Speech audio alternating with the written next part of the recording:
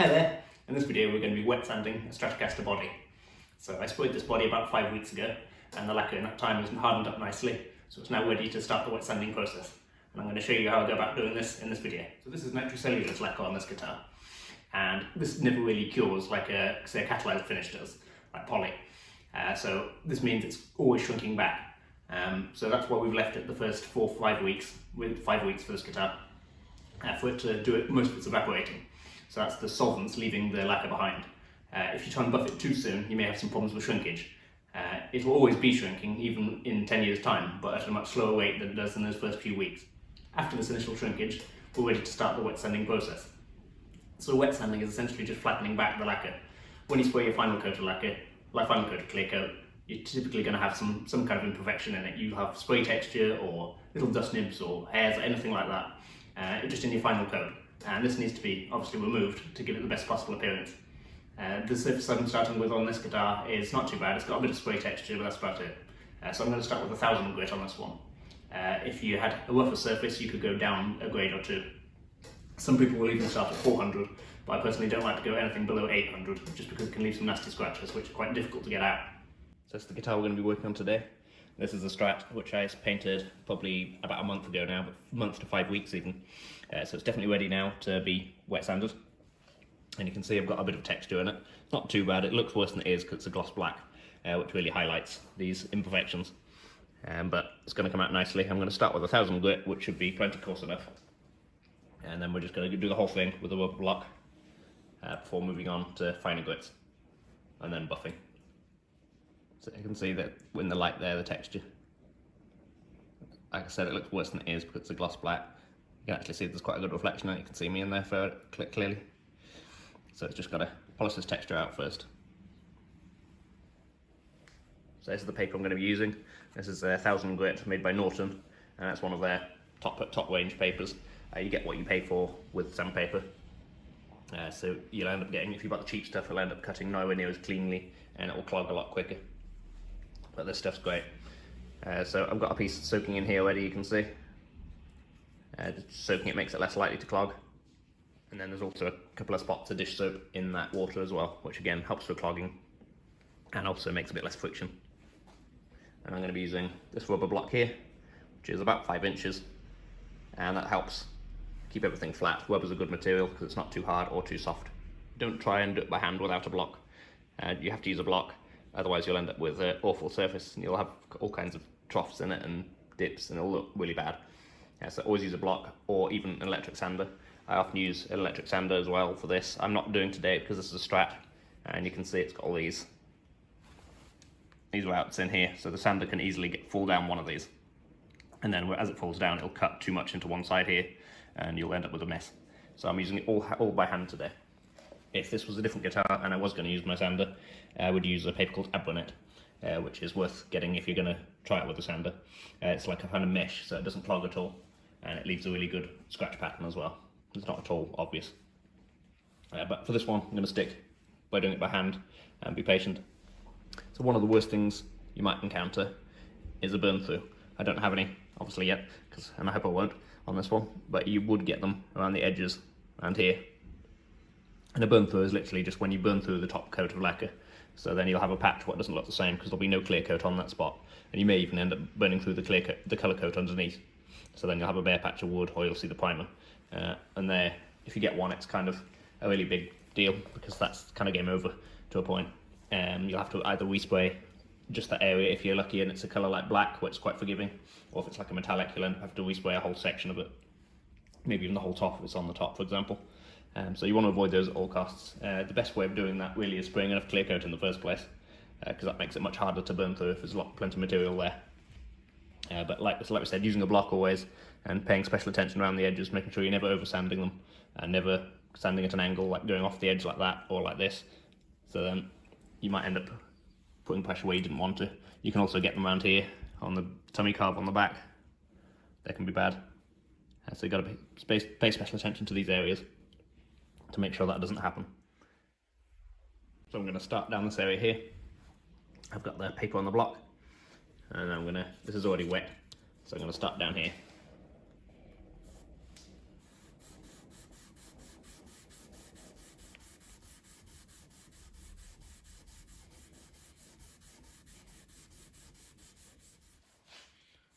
So see a lot of this water which comes from the paper because it's obviously wet, and you want to avoid this getting down any of these holes, or too much of it anyway, because this water can actually get down there and it can swell the grain inside the holes, and then it will cause a crack in the top surface around those holes.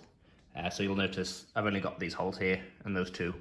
That's because I haven't drilled the pickguard holes yet, precisely because of that reason. It's just less holes to actually have to avoid.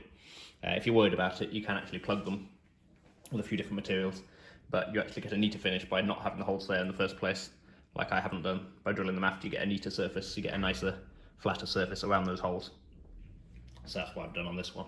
And I'm just going to have to be careful around these to make sure I don't get too much water in them.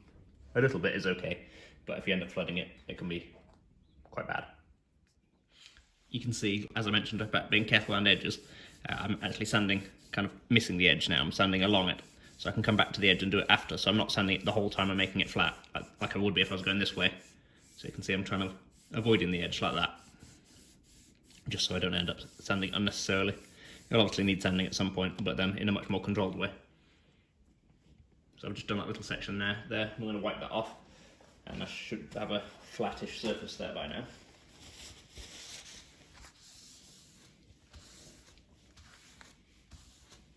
So you can see that a nice gloss has now gone, and we're left with this dull black here. You see these shiny spots here? There's anywhere where it's not yet flat, so that's obviously to be expected. As I just mentioned, I was avoiding the edge, so you can see the edge isn't there yet, but most of the area where I started here is perfectly flat, even with that short time with the 1000 grit. So now we've got to do that all over.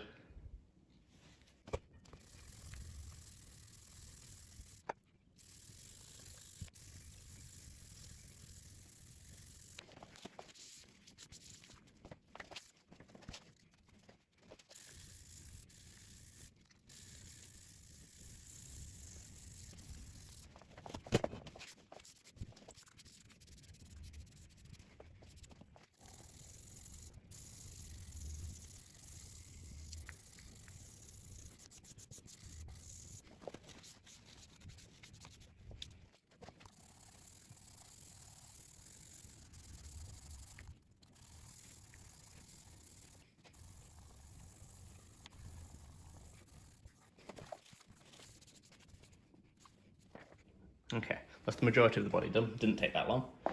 So I've just got these little small areas around here, you can see. So this is a little narrow strip down there, up here, and around there.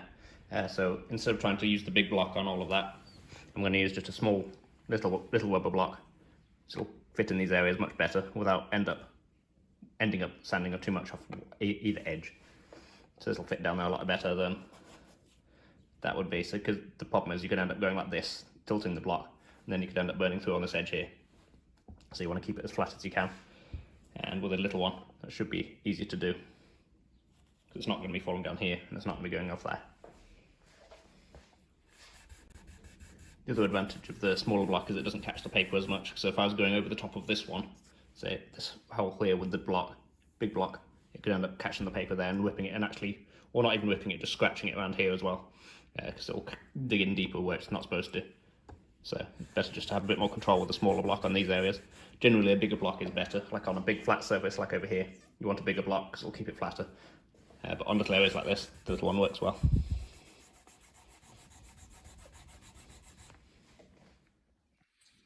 So that's the whole top done now, with 1000 grit. And you can see there's no shiny spots anymore. It's just all flat black. So I'm going to move on now to this forearm contour here. And then I'm going to do the back, and then followed by the sides. To do the sides, I'll be using the small block I just showed you, because that'll make it a bit easier to get into all the hard to reach bits. And then finally we can do the round overs here, and this is going to have to be done with the sandpaper on my fingers. So you've got to be careful on that to make sure you're conforming to the right shape.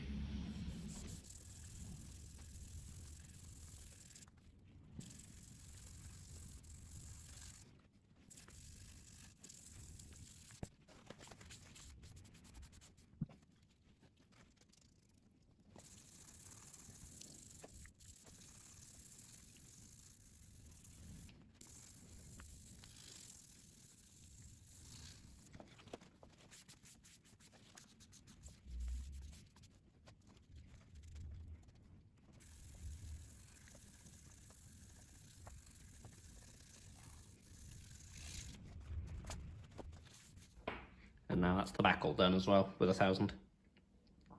So I'm going to move on to the sides now and the edges.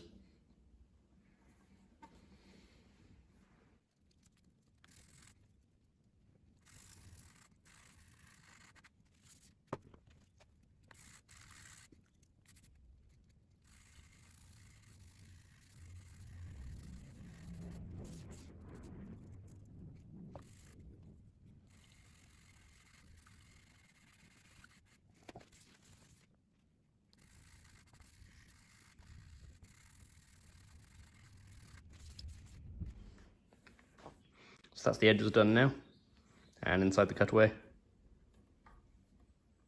So next I'm going to do the edges, and this is the only bit that I'm going to do without a block, just you can use it on my fingers to conform to the shape of this edge. You can see the edges are pretty good, there's not much texture on them anyway, so it should be fairly light sanding. If you were starting off on a coarser paper, if you started off on 600 for example, I wouldn't touch the edges till you get to 1000, which is what I started at anyway.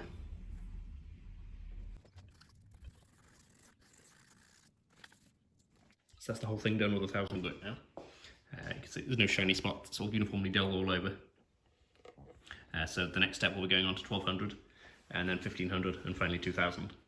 These following grits go a lot quicker than the first one, because the first one you're actually levelling the finish, well this time you're just removing scratches, which is a lot quicker than levelling the finish.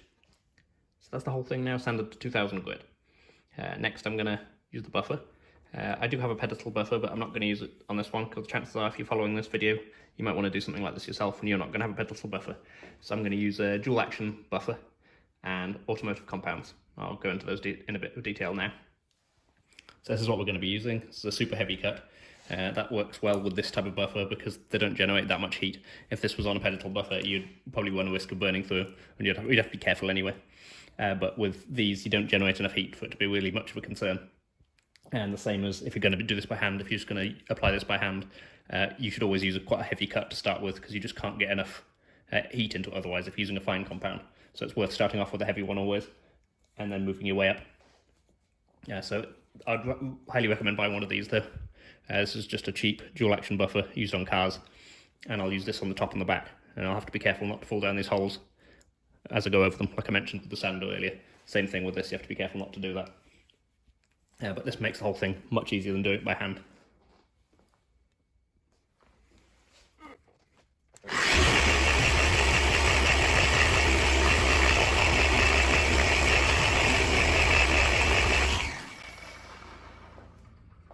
Yeah, I'm just going to wipe it off with a microfiber cloth and see what sort of result we got. So you can see there's a nice gloss in that already. I'm not seeing too many random scratches from the sanding.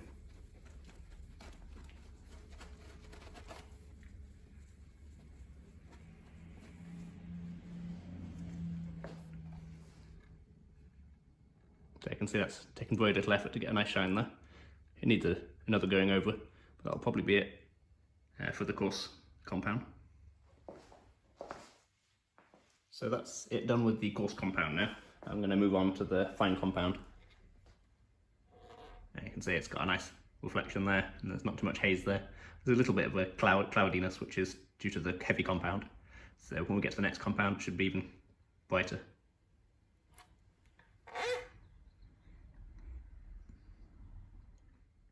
So for the finer compound, I've changed the pad on the buffer, and then I'm going to use the next one of the Menzona range.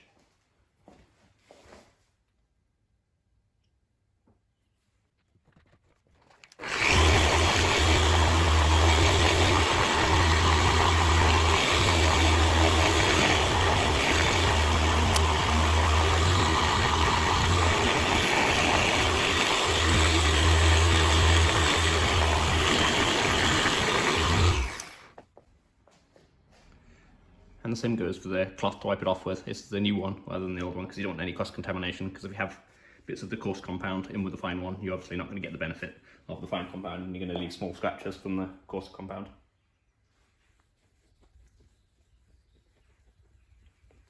I can tell already that's even better. So that's it about done now. I'm just going to go and take it outside the workshop so you can see it in natural light.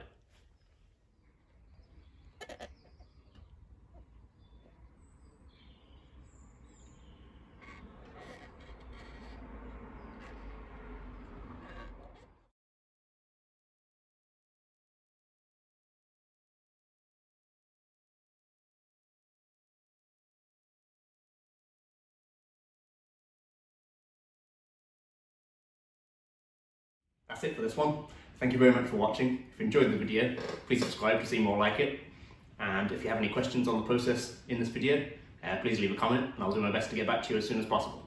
Thanks again for watching.